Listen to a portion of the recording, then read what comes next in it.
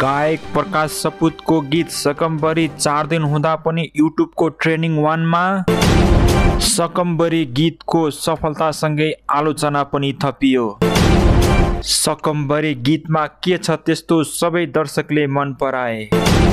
बताउँछिन् सकम्बरीकी model कुसुम शर्मा आफूले open scene दिएको भनी घर परिवार केही समय रिसाउनु भएको थियो भनी। आखिरी को हुन् त कुसुम शर्मा, कसरी कला क्षेत्रमा भित्रिन्, यिनै विषयमा रहेर विशेष चर्चा गर्नेछौँ। भिडियोलाई अन्त्यसम्म हेर्नुहोला। यदि हाम्रो च्यानलमा तपाईँ नयाँ हुनुहुन्छ भने च्यानललाई सब्स्क्राइब गरी हामीसँग जोडिनुहोला। गत शनिबार सार्वजनिक गरिएको गायक प्रकाश सपुतको सकम्बरी गीत यति बेला धेरै दर्शकले मन पराएका छन् भने केहीले आलोचना पनि गरेको देखिन्छ। धेरैले मन पराएको सकम्बरी गीतमा के छ त दर्शकले मन पराएका छन् भन्दा यसभित्र देखाइएको फुलमाया एक गाउँकी महिलाले कलाकारितामा आफ्नो इच्छा र रहर हुँदा पनि उसले भोगेको दुःख कष्टहरू भिडियो र गीतमा मार्फत देखाइएकोले धेरै दर्शकले मन पराएको बुझ्न सकिन्छ। भिडियोमा अभिनय गर्ने मोडल कुसुम शर्मा भन्छिन्, फुलमाया क्यारेक्टरबाट सकम्बरीसम्म अभिनय गर्दा सकम्बरी क्यारेक्टरमा केही ओपन सिन र बेड सिन भएकोले परिवार सुरुमा रिसाएका थिए, पछि बिस्तारै अभिनय मात्रै हो भनी बुझ्नुभयो र अहिले ठिकै छ भने कुसुम शर्माले बताउँछिन्। प्रकाश सपुतको पछिल्लो गीत फुलमायाको म्युजिक भिडियोमा सकम्बरी पात्रको रूपमा फिचर भएकी कुसुमको दिनचर्या नै फेरिएको छ। उनले अहिले जताततै बधाई मात्रै पाएकी छन्। कुसुम शर्मा भन्छिन्, आफैले खेलेको गीतको भिडियो ट्रेनिङ शीर्ष स्थानमा छ। टिकटकमा जति स्क्रोल गर्यो उति नै आफू अभिनय गरेको गीत गुन्जिरहन्छ।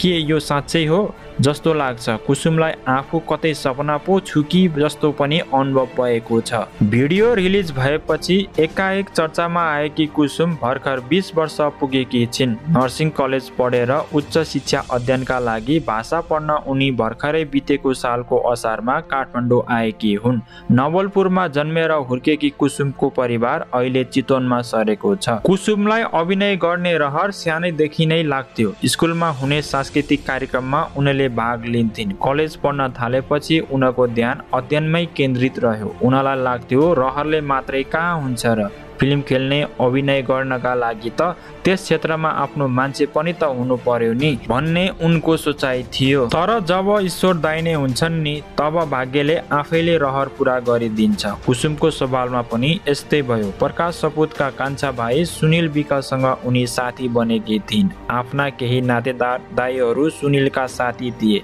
त्यही सन्दर्भमा सुनिलसँग उनको चिनाजानी भयो र पछि प्रकाश सपुतको गीत सकम्बरीमा अभिनय गर्ने अवसर मिल्यो र उनी चर्चामा आइन्। गायक प्रकाश सपुतले केही दिन अगाडि सार्वजनिक गरेको सकम्बरी गीत प्रतिदिन चर्चाको शिखरमा चढ्दैछ। 3 दिन अगाडि सार्वजनिक गरेको गीतले केही दिनमै युट्युबको ट्रेनिङमा समेत कब्जा जमाएको छ। सामाजिक सञ्जालमा टिकटकमा गीत प्रयोग गरेर भिडियो बनाउने पनि थुप्रै छन्। गीतको भिडियोले रेस्टुरेन्टमा काम गर्न पुगेकी एउटी निर्दोष केटीलाई कसरी मानिसहरूले नचाहँदै गलत बाटोमा पुर्याउँछन् भन्ने देखाइएको छ।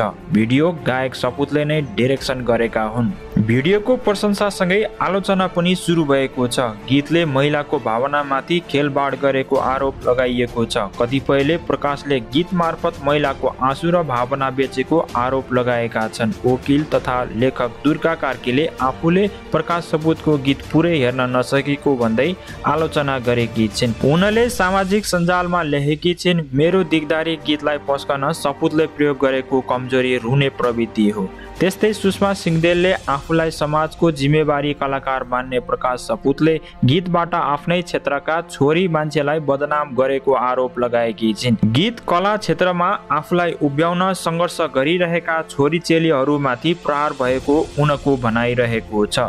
गायक प्रकाशको गीत आलोचनामा परेको यो पहिलो होइन।